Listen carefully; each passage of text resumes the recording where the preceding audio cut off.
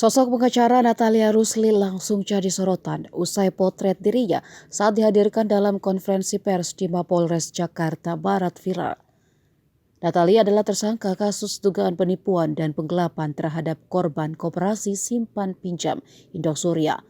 Ia juga sebelumnya adalah DPO selama 4 bulan karena mangkir dari panggilan polisi pada pelimpahan tahap 2. Hingga akhirnya Natalia Rusli menyerahkan diri dan membantah jika dirinya adalah DPO.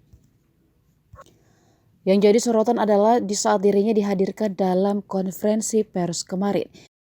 Ia datang dengan gaya yang terbilang santai tanpa ada gelagat sudah berbuat salah.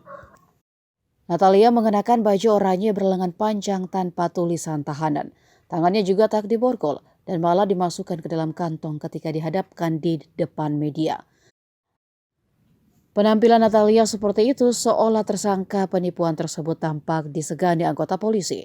Dirinya memang pernah mendapat penghargaan dari Kapolda Metro Jaya Irjen Fadil Imran karena memberikan bantuan beasiswa pada anak keluarga polisi yang meninggal akibat COVID-19.